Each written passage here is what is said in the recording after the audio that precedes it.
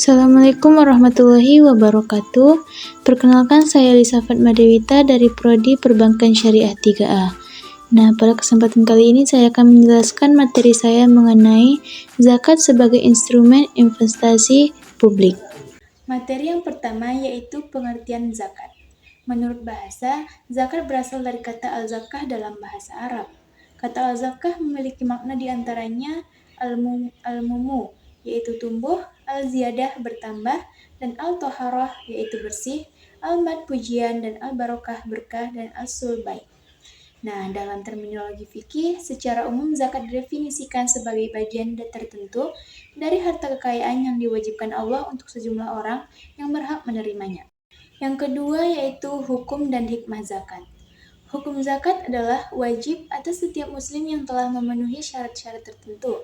Zakat termasuk dalam kategori ibadah seperti sholat, haji, dan puasa, yang telah diatur secara rinci dan berdasarkan Al-Quran dan As-Sunnah, sekaligus merupakan amal sosial kemasyarakatan dan kemanusiaan yang dapat berkembang sesuai dengan perkembangan umat manusia.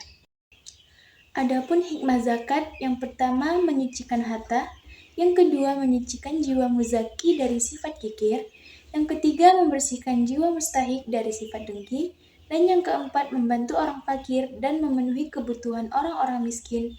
Yang kelima yaitu melatih untuk berbagi dan berinfak di jalan Allah.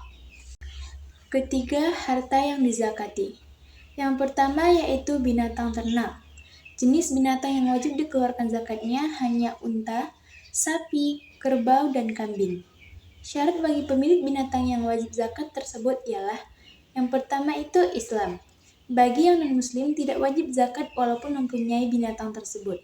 Yang kedua yaitu merdeka, yaitu seorang hamba tidak wajib berzakat. Yang ketiga milik yang sempurna. Sesuatu yang belum sempurna dimiliki tidak wajib dikeluarkan zakatnya. Nah, yang kedua yaitu emas dan perak. Barang tambang yang lain tidak wajib dizakati. Syarat bagi pemilik emas dan perak yang wajib dizakati yaitu Islam, merdeka, milik yang sempurna, sampai 1 nisab, dan sampai 1 tahun disimpan.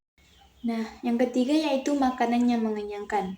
Biji makanan yang mengenyangkan seperti halnya beras, jagung, gandum, adas, dan lain sebagainya. Adapun biji makanan yang tidak mengenyangkan seperti kacang tanah, kacang panjang, buncis, tanaman muda, dan lainnya tidak wajib dizakati. Yang keempat yaitu buah-buahan.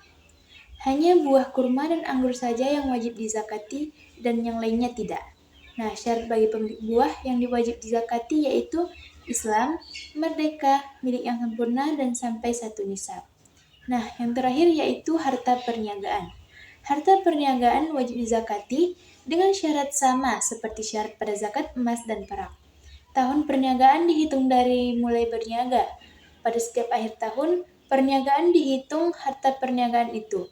Apabila cukup 1 nisab, maka wajib dibayarkan zakatnya. Meskipun di pangkal tahun atau di tengah tahun tidak cukup 1 nisab, sebaliknya, kalau di pangkal tahun cukup 1 nisab, tetapi karena rugi di akhir tahun, perniagaan itulah yang menjadi ukuran sampai atau tidaknya 1 nisab. Selanjutnya yaitu zakat sebagai instrumen investasi publik. Investasi adalah penanaman uang atau modal dalam proses produksi dengan pembelian gedung-gedung, pemesinan, bahan cadangan, penyelenggaraan uang kas, serta pengembangannya. Golongan orang yang mengatakan bahwa investasi penanaman modal itu tidak dikenakan zakat dengan alasan yaitu pada masa Rasulullah tidak pernah dikenal ada pungutan zakat atas rumah dan sebagainya, kecuali yang telah disebutkan dalam hadis beliau, yang kemudian dijabarkan oleh para fuqaha dalam kitab fikih ringkasnya. Nah, yang kedua yaitu pendapat di atas didukung oleh kenyataan, bahwa sekitarnya benar ada kewajiban mengeluarkan zakat atas harta kekayaan, tentu sampai kepada kita pada zaman ini secara berantai, tetapi kenyataannya tidak demikian. Untuk itu, inti dari ibadah zakat, infak, dan sedekah adalah pengabdian kepada Allah Subhanahu wa Ta'ala. Dan pengabdian sosial zakat, infak, dan sedekah merupakan pembuktian iman kita kepada Allah. Nah, yang materi terakhir yaitu investasi zakat dan kesejahteraan umat. Sesuai dengan hasil penelitian oleh Amru, investasi zakat harta bisa dibagi menjadi 3 kategori, yaitu investasi yang dilakukan oleh mustahik zakat, atau orang yang berhak menerima zakat. Setelah dia menerimanya, atau dilakukan oleh muzaki atau orang yang berkewajiban membayar zakat, atau dilakukan oleh penguasa atau pengganti penguasa yang memiliki wewenang untuk mengawasi pengumpulan harta zakat. Zakat adalah salah satu rukun Islam yang memiliki peran penting dalam kehidupan umat muslim. Tidak hanya sebagai ibadah, tetapi juga sebagai instrumen sosial yang mendukung kesejahteraan masyarakat.